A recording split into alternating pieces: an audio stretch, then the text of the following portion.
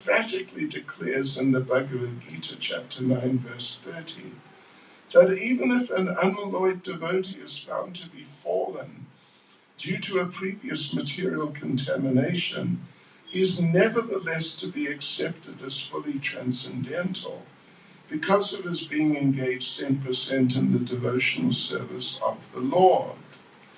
The Lord protects him always because of his rendering service unto him. And the fallen conditions are to be considered accidental and temporary. They will vanish in no time. I think that's the end. That's the end of the purport. Etad ishanam ishasya prakriti stopitad gunai na yujyate sadatmastaya yata buddhis tadashraya. Translation: this is the divinity of the personality of Godhead. He is not affected by the qualities of material nature, even though he's in contact with them. Similarly, the devotees who have taken shelter of the Lord do not become influenced by the material qualities. Nama Om Vishnupadaya Krishna Prestaya Bhutale Srimati Bhaktivedanta Swami Namane Namaste Saraswati Devi Gauravani Prachane Nirvishesha Shunyavadi Pastyachade Shatane Sri Krishna Chaitanya Prabhu Nityananda Sri Advaita Gadadhar Shivasati Gauravani Vrinda Hare Krishna, Krishna Krishna, Hare Hare, Hare Rama, Rama Rama, Hare Hare. Vanchkalpatarubhyascha kripa sindhubhya evacha patitanam pavanebhyo vaishnavebhyo namo namaha. Srila Prabhupada ki jai. So Hare Krishna devotees, aapka swast kaisi hai? Everyone's okay? Okay. Well, this is interesting, very interesting verse, because in the verse it is offering who is speaking. Actually, some glorious person is speaking. I'm not sure who it is to tell you the truth. Is it Shukadev? Yes. Okay, it's Shukadev. It's Sutta. Sutta comes in second canto. Sutta goes. Acha. So Sutta. It's working.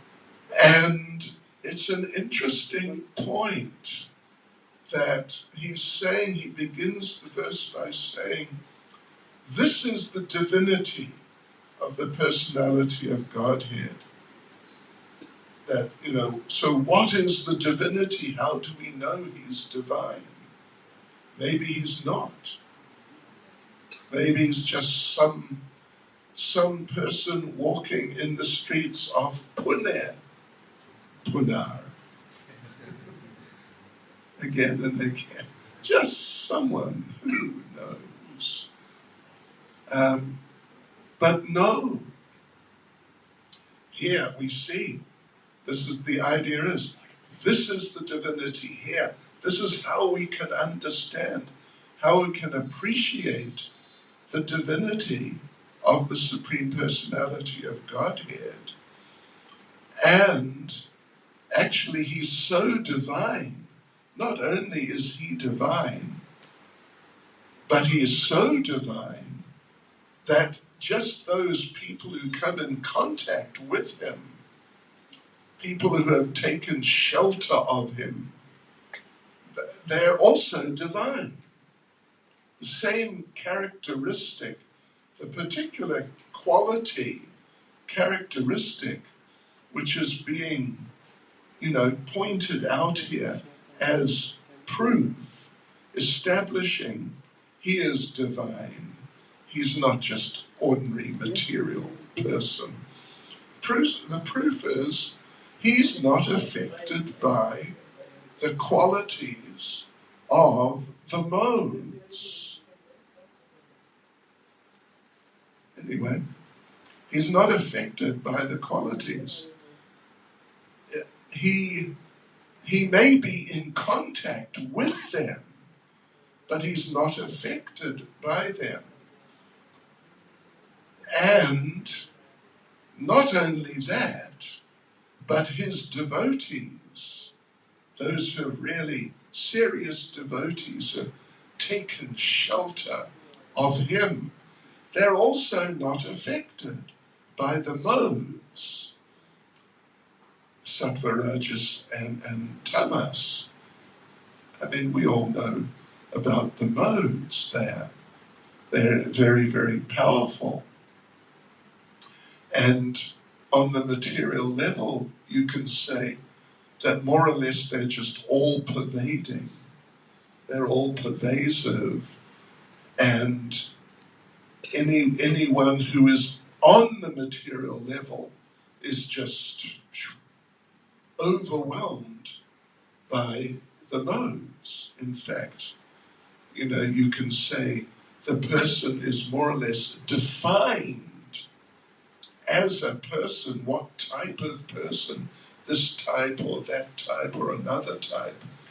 These people are just defined that, oh yes, mode of passion. And here's another one. He's more mode of ignorance. And maybe another one, a very rare one. He's mode of goodness. And that's how we can understand them, because that's what they are. They're just defined by the modes. They don't really have transcendental, they don't really have any characteristics other than the characteristics of the modes, except, of course, they are alive, they are conscious. So those things are there. But other than those just extremely basic things, you can just look at them and see, oh yes, this mode, that mode, to this degree, to that degree. And this is what the person is. But the Lord is not like that.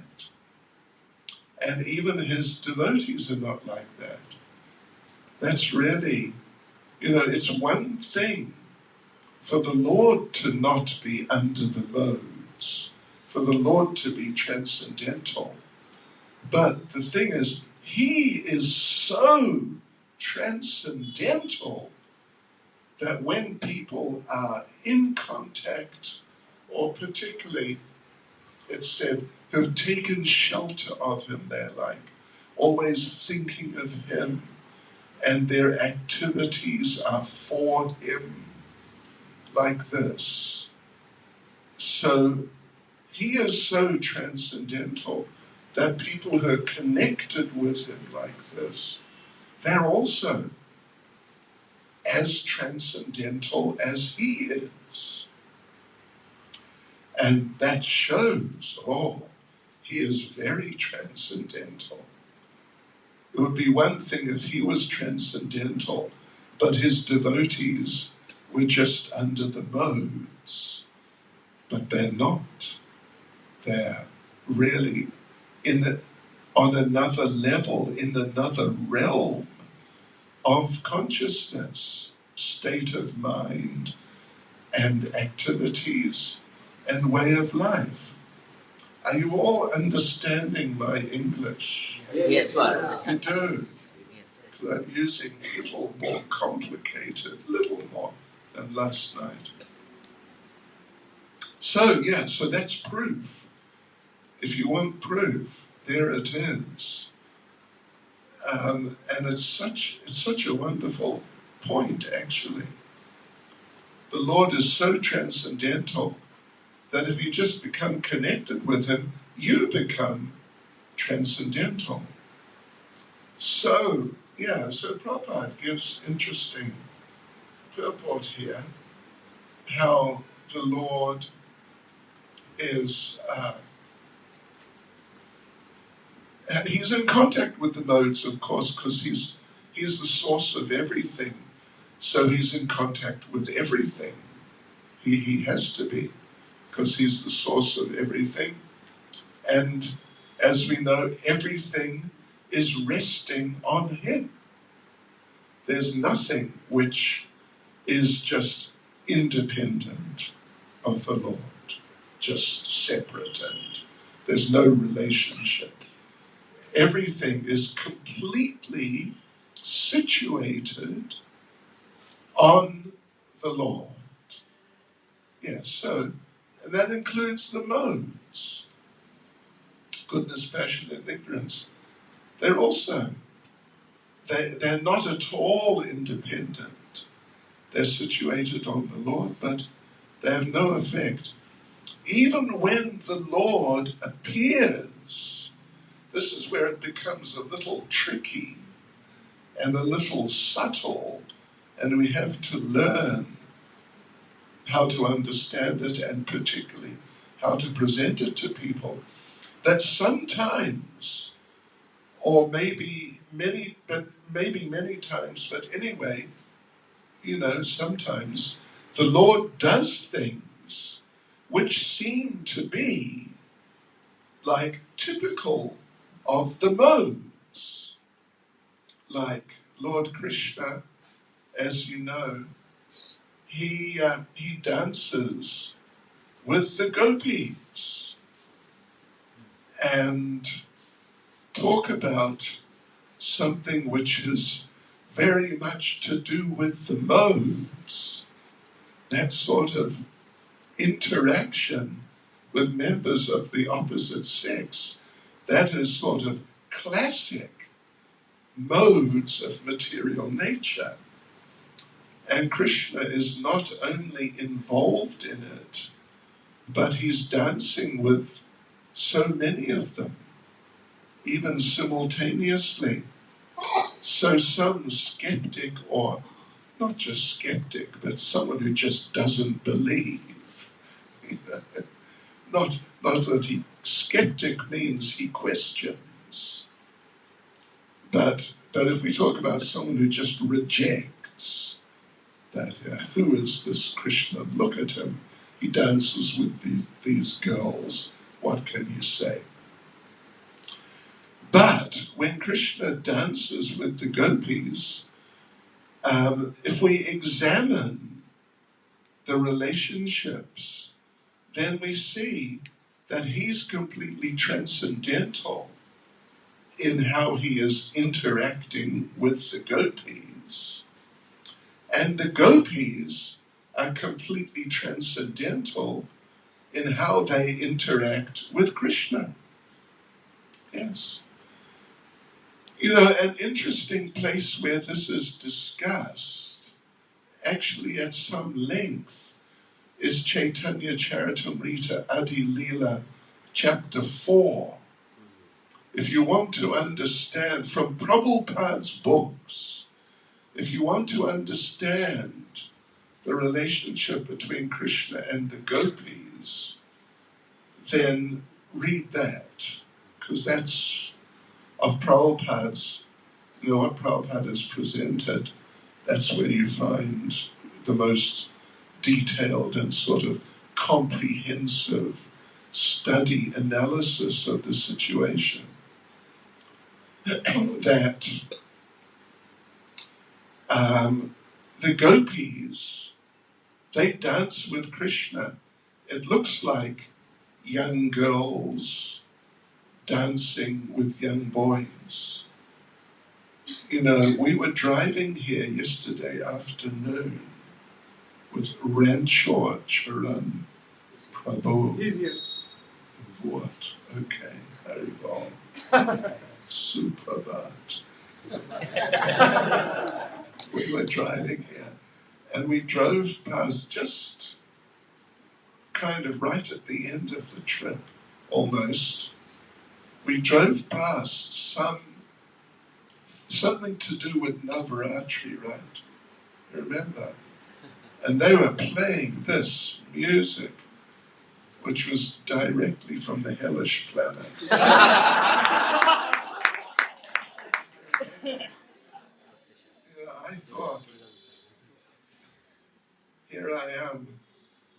may Bharat may. But I suddenly realized, yay, Kali Yuga. Wow, it was just so heavy. Love. Gee whiz. And I realized, India, if it's not for the devotees, India's finished. Just finished. Like I remember a few years ago, several years actually, I was on a flight somewhere in India on Kingfisher Airlines. I don't think they exist any longer. Close. But anyway, yeah, belong to the man who makes liquor. Right? Talk about Kali Yuga. Anyway, so there I was, sitting there on the plane, we're flying somewhere, and the staff come by, these young girls in, maybe I shouldn't even say it, in little red mini skirts, and they're distributing the meals. So they ask people, there's a couple of types you can choose from. And this one young girl walks up to me. I'm sitting on the aisle, dressed exactly like this. Here he is, a sannyasi. And she just looks straight at me and says, veg or non-veg? And I thought, Bharat. Goodbye, Bharat. Hello, India. Yeah, really. Anyway, such is life. It's Kali Yuga. So, yeah. So, those gopis, when they dance with Krishna, it's not like they're trying to attract a young man for their own purposes. Maybe he'll make a good husband, or maybe he'll just make a boyfriend. That sort of attitude. But they are thinking, when they're dancing with Krishna, they're simply thinking only 108%. They're thinking, how can we please Krishna? Yes, he wants to enjoy with me like this. How can I do it in such a way it gives him the enjoyment he's looking for? That's a mood of pure devotion.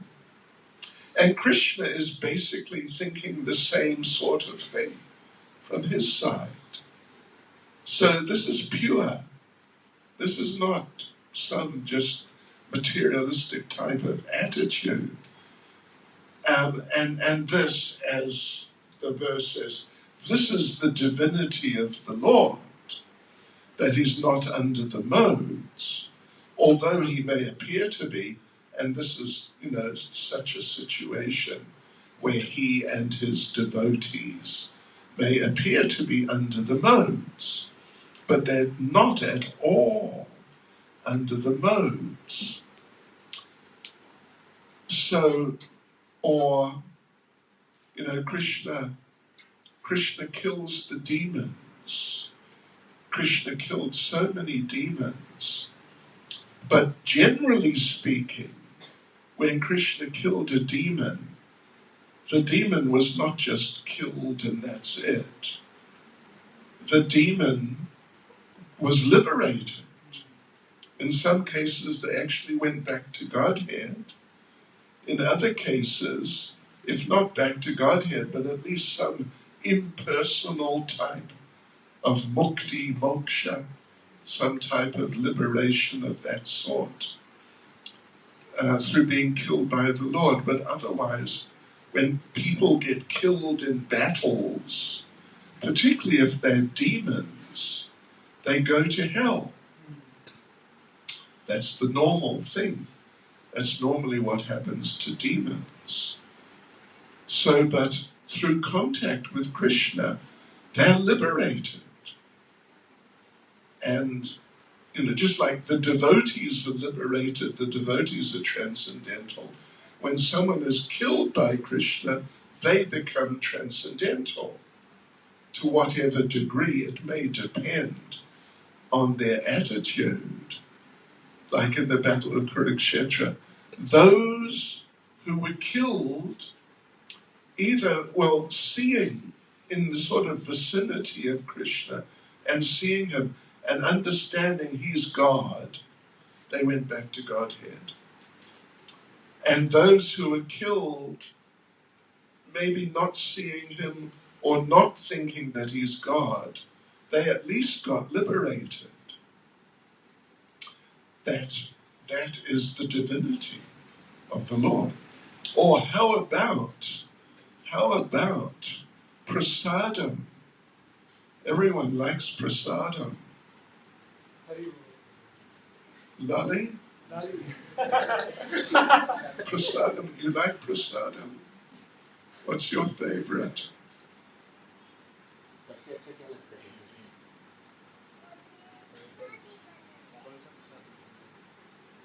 Anyway, it's okay. He's saying she loves any prasad. Something. That's what I thought, yeah. And she's advanced devotee. Not picky about it. I don't want this, I want that. So yeah, prasadam, like, for example, alu. We have met many alus in our lives.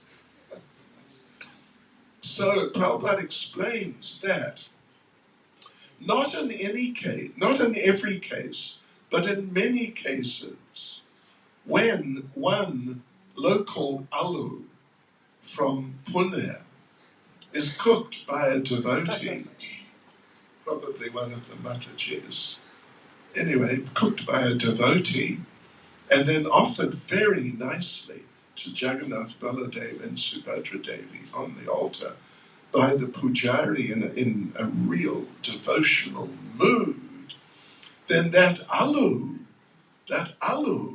may go back to Goloka Vrindavan. And when you, because you're all very nice devotees, when you go back to Goloka Vrindavan, yeah, soon, when you go back to Goloka Vrindavan, so now that alu that you ate on, the 30th of October 2023, that's today, that alu already went back to Goloka Vrindavan before you. Now you go back and you arrive in Goloka Vrindavan. Wow, where am I? Am I in Goloka Vrindavan? Could it be? And then someone walks up to you and says, "You remember me?" Not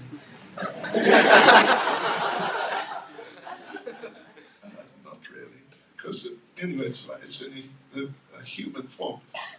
And she says, I was that alu you ate on the 30th of October 2023 in the Pune temple. Welcome to Goloka Vrindavan. So you see, these things happen. I mean, like I said, it's not every time. Like in many cases, different vegetables that get cooked and offered to the Lord, and then the devotees eat them or someone eats them. In many cases, they don't go back to Godhead on the spot, but at least they usually get a human birth with the opportunity to progress in devotional service. So this is how, again, this is the divinity of the Lord. Not just as he divine and beyond all passion and ignorance and even material goodness. Not only are his devotees, but even sometimes his alu is transcendental, divya. That's how divine he is. It's incredible, actually. It's very amazing. So, let me tell you a little story. You may have heard it before, but some devotees were distributing books in America. They were traveling around. And in America, you may or may not be aware that on the registration plates, on the vehicle, it always has the name of the state. Yeah, so they were from Detroit, which the state is Michigan. So they're distributing books in one city one day, and unknown to them, not far away in the same city, some criminals robbed a bank, like at gunpoint. It's really serious.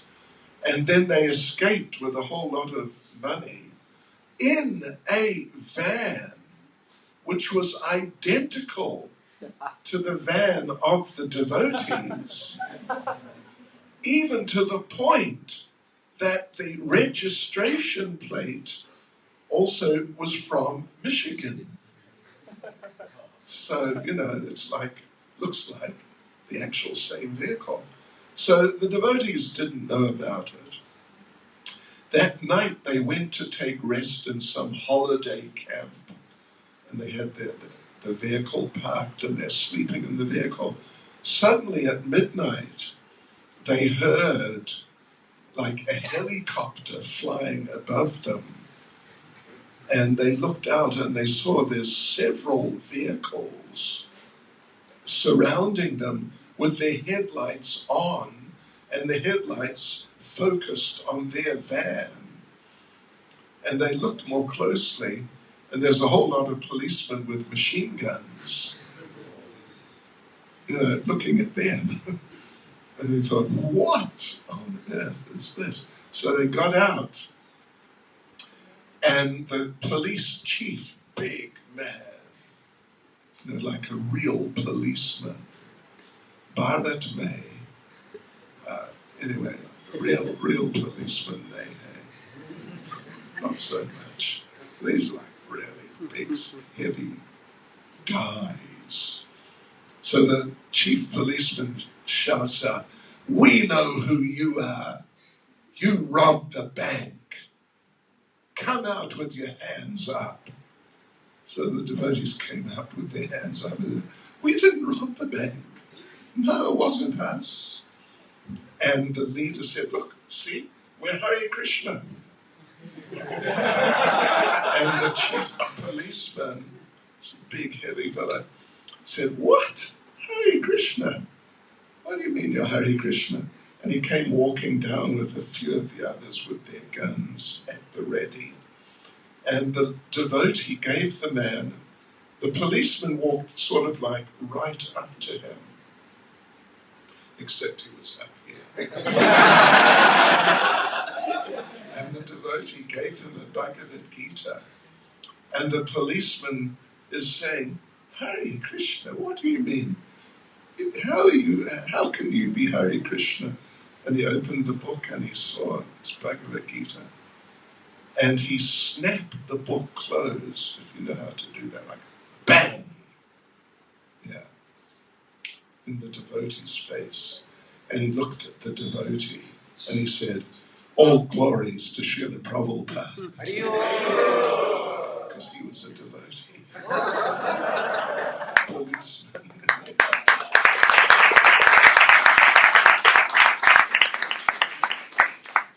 Yes.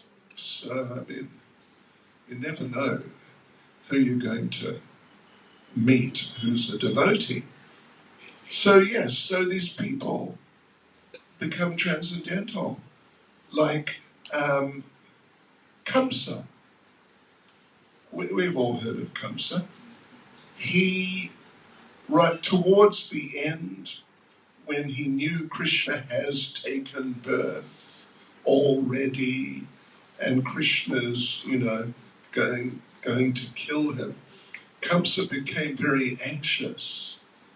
And you probably know, he would lie down at night to sleep, but he couldn't sleep because his mind was just going, Krishna, Krishna, Krishna, and he couldn't stop it. Couldn't stop it. So Kamsa, he was in a mood of fear of Krishna, but he was completely absorbed in it. As a result, in fact, Narada Muni gives the gopis, he gives Kamsa, he gives Shishupal, and he gives himself, Narada Muni, as examples of people who became transcendental through being in contact with Krishna or remembering Krishna particularly, but in very different ways. The gopis, externally, from the perspective of some ordinary person who just doesn't understand Krishna consciousness, the gopis look like these flirtatious young girls who are just trying to get some boy. And Kamsa looks like he's just totally afraid. He's absorbed in thinking of Krishna, but in a mood of fear. When's he going to get me? Where is he? Is he behind me? Is he around the corner? Where is he? That was his mood. And Shishupal, he was in a mood of like envy or anger. He hated Krishna. In at the beginning of the 7th canto, there's the story of the killing of Shishupal, actually. And Narada Muni is there, and Yudhisthira, Maharaj Yudhisthira questions Narada Muni just when Shishupal has just dropped dead. And his soul comes out of the body and enters the body of Krishna. And so, someone like Yudhisthira who understands transcendental science, he understands, oh, look at that. Shishupal was just liberated. How amazing. So he asks Narada Muni, how could that have happened? Because they're related, actually.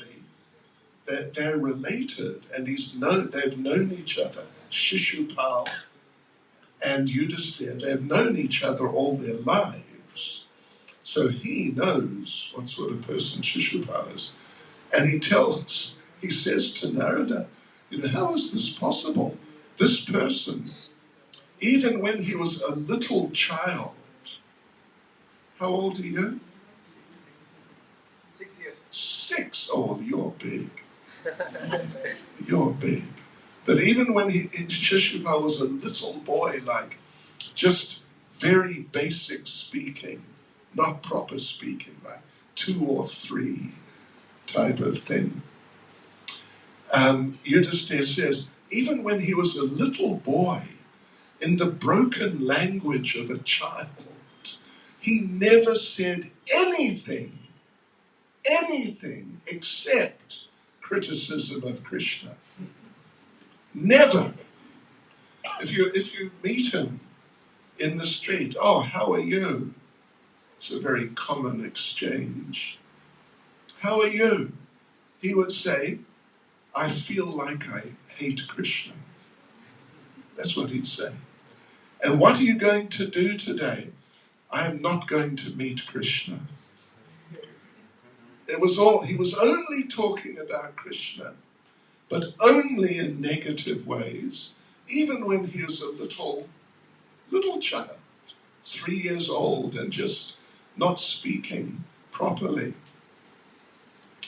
So he was in that mood of anger and envy, but he was also liberated. And then the Yadus, the Yadu dynasty, they had a family relationship with Krishna. He's like the cousin or the nephew, that sort of relationship. It's just an ordinary familial type of relationship. But they You know, they were not just liberated, they all went back to Godhead. And then Narada says, then the regular devotees like me, like himself, we're liberated through contact with Krishna, through, you could say, regular devotional service. Not some special, like family relationship, but just, we just chant Hare Krishna and we do devotional service. So he gives that, it's a famous verse actually, and it's referred to in Nectar of Devotion. What is it? I think the 14th chapter or thereabouts, 15th maybe, 15th or 16th. Yeah, that, look at this. They had, all these different people had contact with Krishna in all these very different ways. But despite, all the different ways, apparently lusty, fearful, angry and envious, like a typical family member, or just a regular practitioner of devotional service, all these people became transcendental. So that is how transcendental Krishna is. So this is, it's all part, these are different parts of the proof of Krishna's divine nature, which is what's being discussed here. Yeah, so the devotees, well, even Narada Muni, he talks about Shishupal particularly, Shishupal and Kamsa, but more particularly Shishupal. And Narada Muni says, I think the sort of the depth, the strength of his concentration on Krishna was much greater than mine as a practicing devotee. And Narada suggests, maybe I should develop that sort of relationship with Krishna. Maybe I should try hating him and I'll get closer to him. He's not really thinking like that, but just to illustrate the principle, he mentions that. So it's very interesting. Any contact with Krishna, basically any contact with Krishna is beneficial, even if it's in a mood of negativity.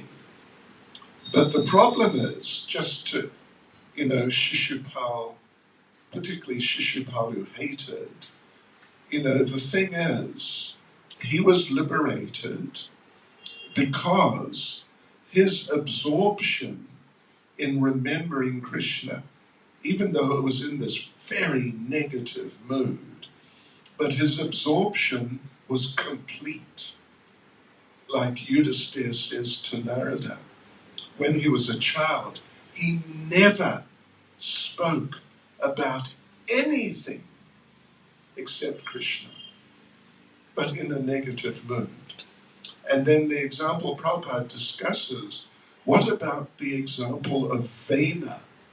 You know King Vena? Yes. From the 4th canto, sort of, kind of like the father of Prithu or something along those lines. So Vena, he also, like Shishupal, he hated God. And so if you're familiar with the story, you'd know he made it illegal to glorify God or do any service to God or anything. He had to do it for him, for Vena. But the thing is, his absorption was not complete like the absorption in Shishupal, of Shishupal. He thought of some other things sometimes, like, maybe he would, if he was living today, maybe he would think of the cricket in India versus Pakistan. Whoa. that subject, who won? Was it India or Pakistan? Anyway, you don't need to answer. Yeah. So he little bit, not much, little bit he had some other interests. Shishupal, his only interest, nothing else, was how he hated Krishna. And he was not going to see him and not going to speak to him and not think about him. Nothing to do with Krishna. So on the other hand, the gopis, of course, when Krishna left Vrindavan, I'm sure you're aware that Krishna left, and sometimes they would get into a type of angry mood with Krishna.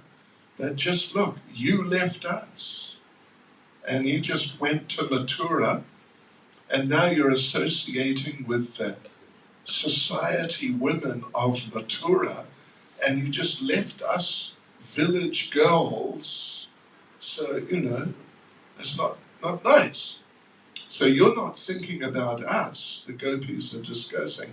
Krishna, he's not thinking about us, he's thinking about these women of Mathura. So one gopi said to the others, well, let's stop thinking of Krishna. He's stopped thinking of us. We'll stop thinking of him. Everyone says, yes, right. We'll stop thinking about Krishna. And one of them says, I'm going to stop thinking of how Krishna danced with us. And another one says, yeah, right. I'm gonna stop thinking about how Krishna put a garland on me. And another one says, I'm going to stop thinking of how Krishna did something else with me. And they realized they couldn't stop thinking of Krishna. But it was in a positive mood of love. Yes. So the devotees are transcendental. Of course, it depends on how, to what degree, because there are degrees of everything. And so much just in life and in Krishna consciousness. It depends on the degree of our Krishna consciousness. Like when we chant our rounds, I assume we've all been chanting at least some rounds today, haven't we? Yeah? Some rounds? Yes.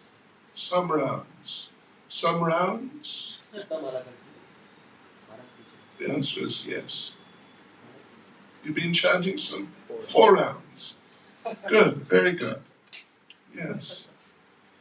If you haven't been chanting any rounds, anyway, you've got to watch out because, the degree is sort of, a bit too low. But it depends how we chant our rounds. Because not all rounds are equal. Yeah.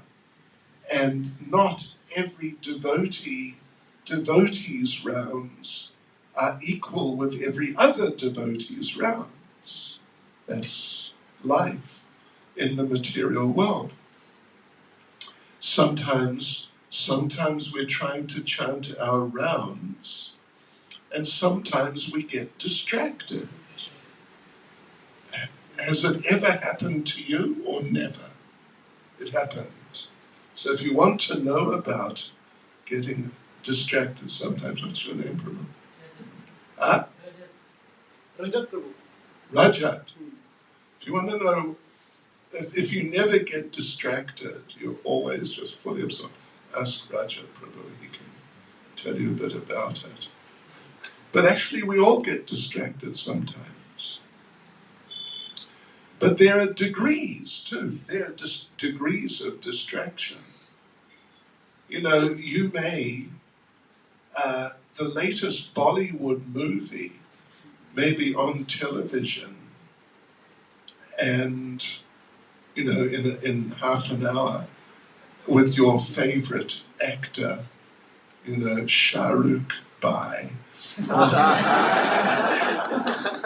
whoever it may be. What's her name? Anyway, you know. Abhishek, or what's his wife's name? Aishwarya Rai. Aishwarya, sorry, I forgot. Bollywood opera.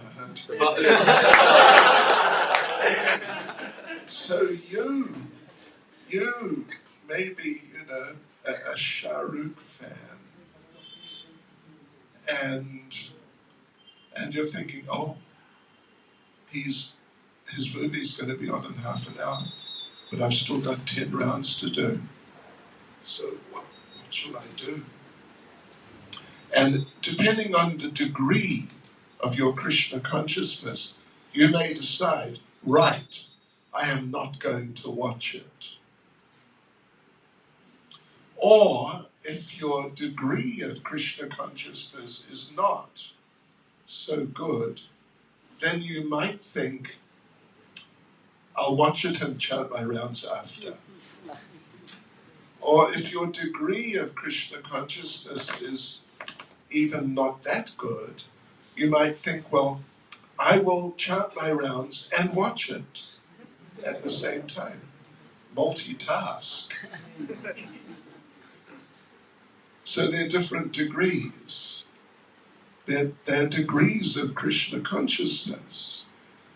And we, as aspiring devotees, we should know, we should really try to increase our degree and really make an effort to come to the level of pure devotional service.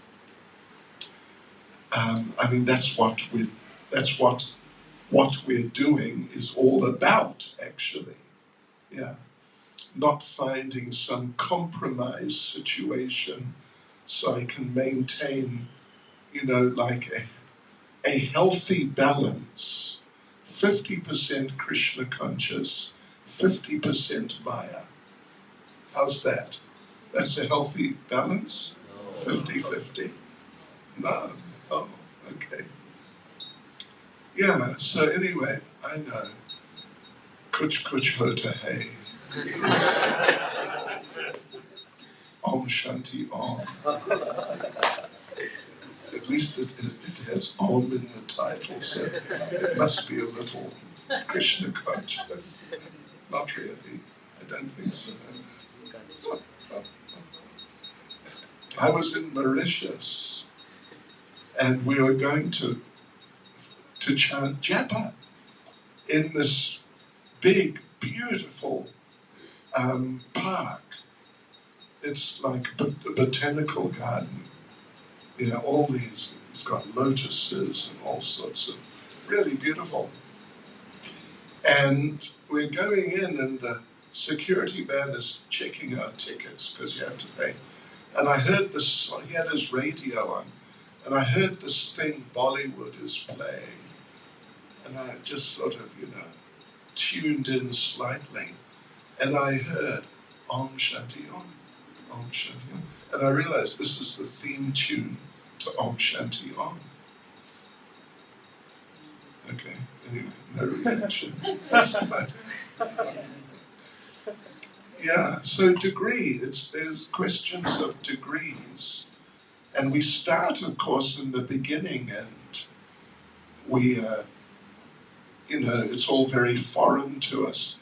I remember the first time I visited the temple in London was late 1972. And they, you know, they didn't even really preach to me so much.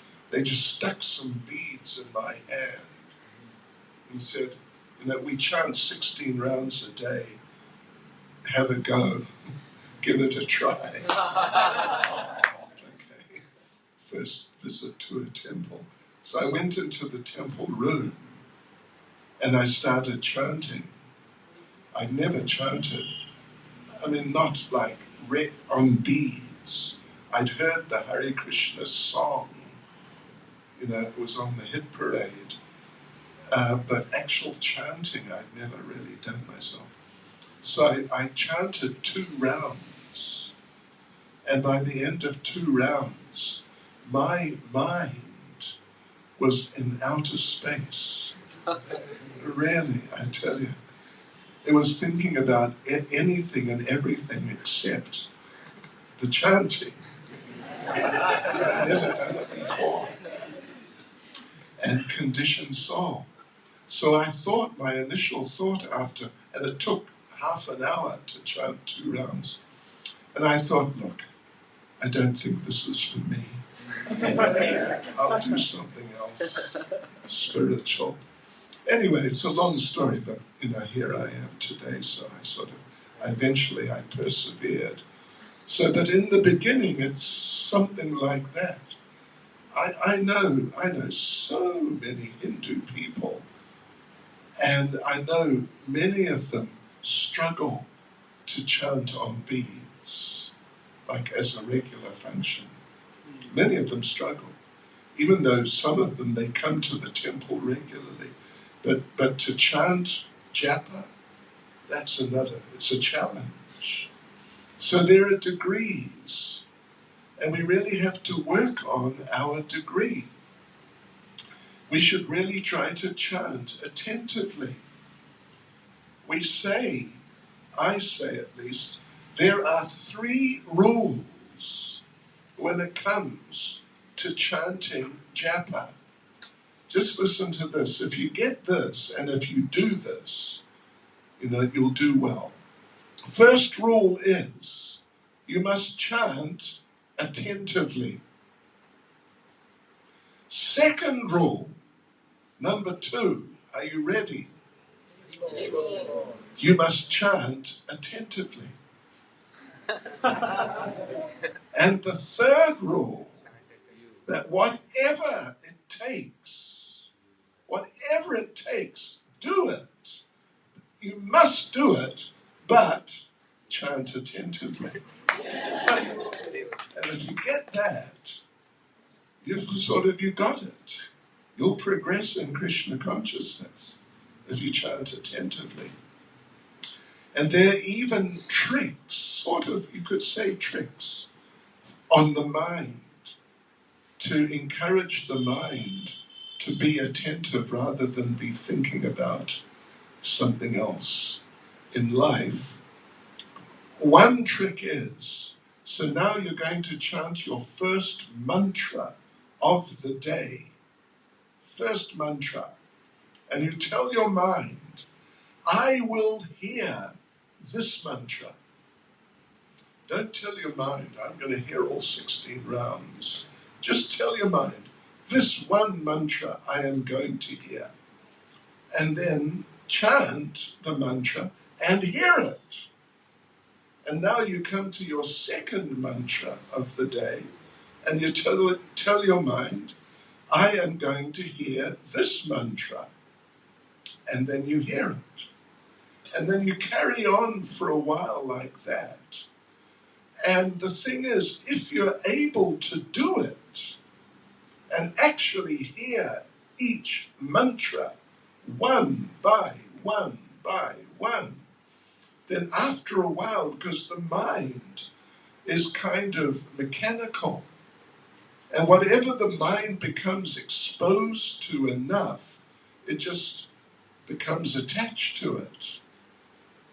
So if you're chanting attentively, even just by doing it this way, then the mind, you'll start getting some little taste from it, and your mind will start thinking, this is good, I like this. And then you won't have to tell your mind will just focus on the mantra. And even sometimes, if you do something like this, you can have the experience that later on, if you're still chanting attentively, that later on you are meant, maybe in your work or your duties at home or whatever, now you have to do something else and think about this other thing, but you'll find you won't be able to stop your mind focusing on the mantra because it's become focused. Yeah.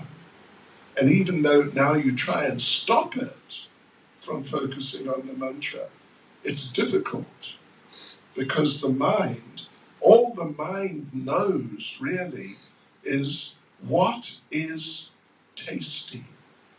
What will give me taste? So now if this is giving me taste, I'm into it. That's the mind. Yeah, this is giving me taste, I'm into it. And now you're meant to think of your work or something, but you find your mind won't let you because your mind's so focused on the mantra. That is a very good stage to reach. Yeah.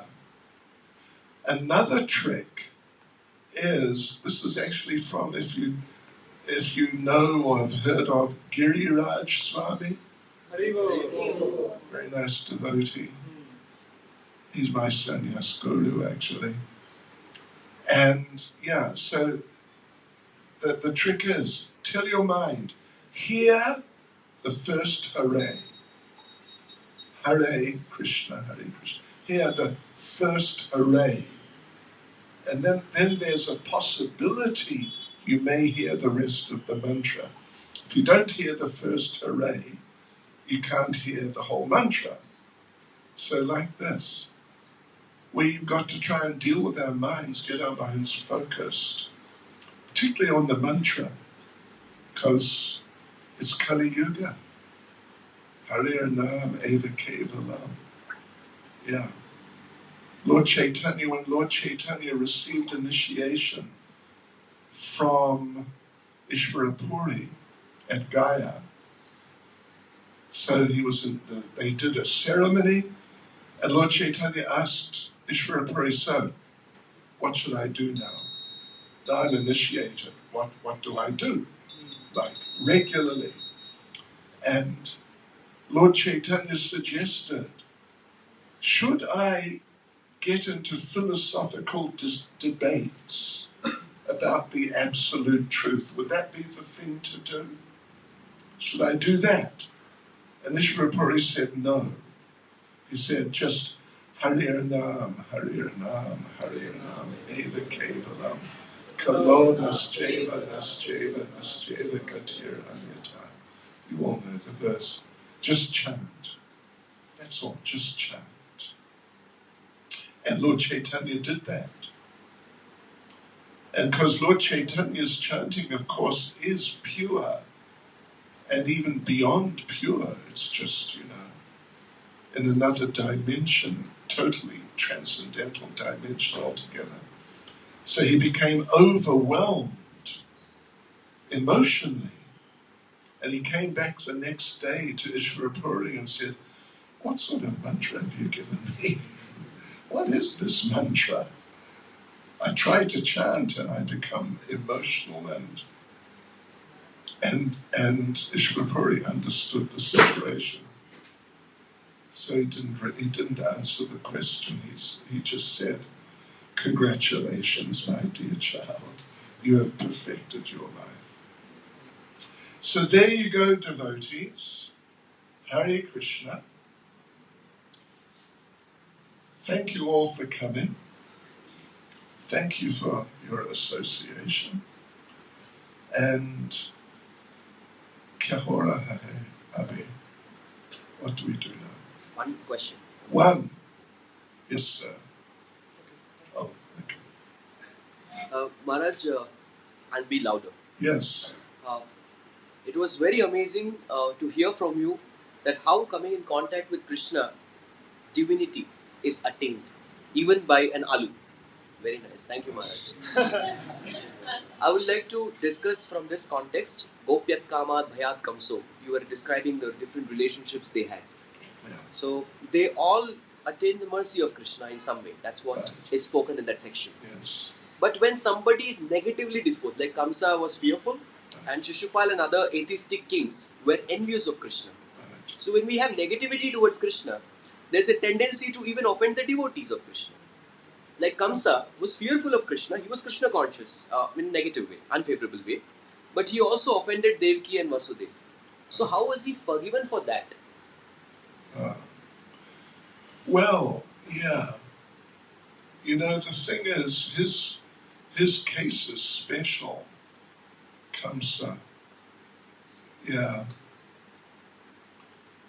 Well, he wasn't, because, I mean, he just got sort of like temporary or even theoretical, impersonal liberation. And only later, when he became the Chandkazi, then he actually became properly Krishna conscious, you could say, although it wasn't easy, but, you know, it happened. So, you know, this point is made, Prabhupada makes the point, Srila Jiva Goswami makes the point, that these people like Kamsa or Shishupal or just others who, you know, they're not favorable, they're unfavorable, but still they remember the Lord and they get some liberation. But they don't go to Goloka. They get some impersonal liberation, which is not exactly liberation, actually. It's just a temporary state. Patant yada, they fall down, sooner or later, eventually. So therefore, Prabhupada and Jiva Goswami, and I mean generally our acharyas, they explain that this liberation which these people get, like Kamsa and company, it is sort of, you know, many people who don't understand the differences between the different achievements spiritually, they may think, oh, look, liberated, it's the same as what the gopis got or Narada Muni got. But it's not. It kind of, you know, sort of looks to some degree like it's same category or something. But it's sort of like, I assume you would know what the booby prize is. There's a competition. Everyone's going to get a prize. But those who come last, they get the booby. You understand what a booby prize is? Yeah. It's a nonsense. The winner gets the trophy, and you, the one who comes last, he also gets a prize. But it's one of these whistles, you know, you blow it, and it rolls out, you know, and then it rolls back in. It's a booby prize. It means it's not a prize. It's just a nonsense. So that's the case. They don't really get the same thing, although it's spoken of in the same words in that verse particularly. You know, they all got, all of them, there you go. But on deeper analysis, you see, they didn't all get the same, you know, glorious result that the gopis or the yadus got. Those ones, the impersonal ones, the offensive ones, they got some booby prize. And it's just a nonsense. And when people see that, look, see, I got a prize. Shh. And they'll just laugh at you. You know, what sort of fool are you? You think you got a prize? They're just mocking you. Yeah. So the thing, I mean, in terms of the principle, like a Jamil, you can kind of apply the principle to some degree. Of course, he was special in that he had not offended.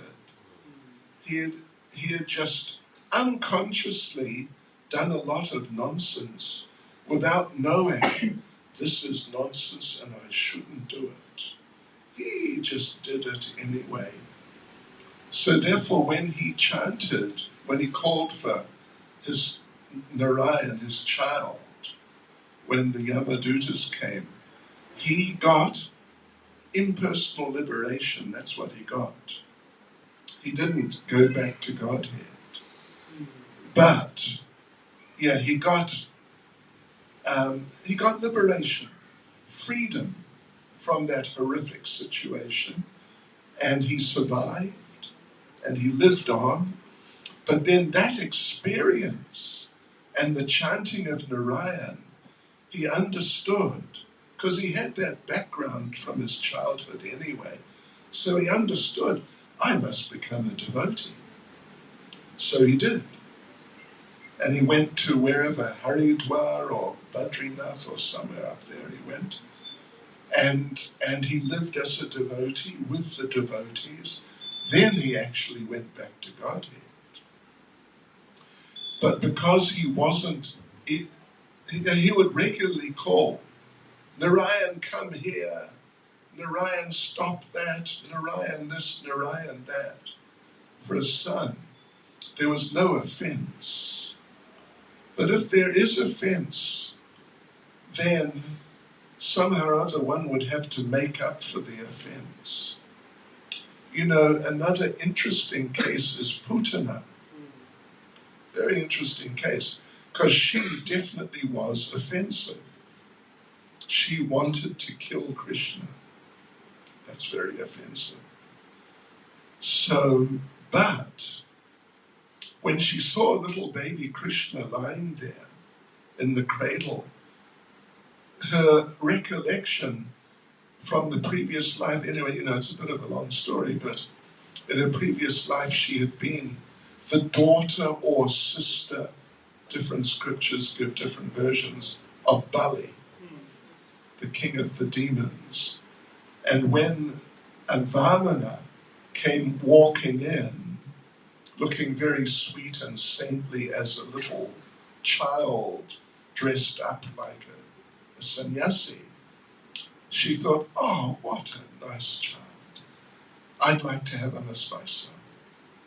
But then when Vamana took the universe back by sort of kind of cheating means, or, you know, certainly not just very straightforward means, then she thought, oh, maybe I'll have this child as my son. But when I do, I'll kill him. Then she's born as Putana. And so now she arrives there, and her mind, her attitude is, I'm going to kill him. I'm going to kill him. I'm going to kill him. She comes in and sees him there in the cradle, this super sweet little boy. And there's some recollection from the previous life. Or just some attraction because of his beauty.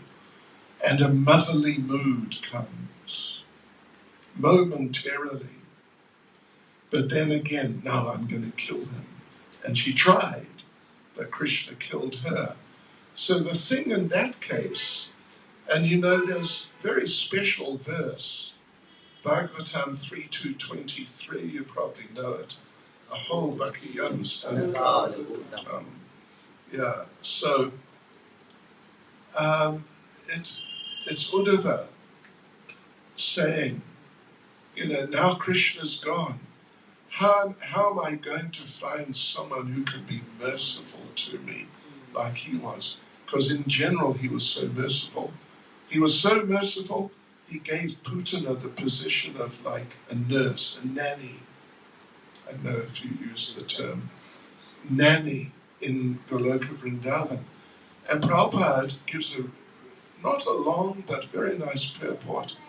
And Prabhupada makes the point that this is the character of Krishna. That in certain circumstances where there's like a mixed situation, offensive and something positive, he may overlook the offensive and just accept the positive. And that's what he did. He just forgot about the fact that she really wanted to kill him and actually tried to kill him. Just forgot about it. And he just accepted the positive, that little attitude, motherly attitude. And also in the beginning of the 7th canto, there's a similar discussion about Shishupal. Narada Muni says that in a certain sense, it's only in a certain sense, it's not like a general principle, but in a certain sense, Krishna is not conscious of anything material. He's only conscious of spiritual things. So when Shishupal was saying, I hate Krishna, I don't want to see Krishna, don't talk to me about Krishna, Krishna never heard, all Krishna heard was Krishna, then silence, then Krishna, then silence, then Krishna. Yeah, because he doesn't accept anything material. Anyway, there's a discussion like that in one of the purports there. So, yeah, Krishna's a person after all, and if he wants to give some mercy and overlook something, he can. Hare Krishna. Yes, sir. Kya ho raha hai? Is there a question or no? We should stop. Yeah. I mean, I have nothing. We have to go. I'm free. We have to go to Kunj Bihari. We have to.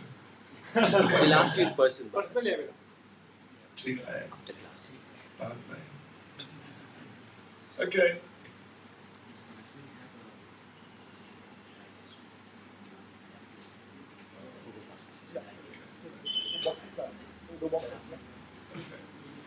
Yes, Prabhu. Hare Krishna. So, first, thank you. So,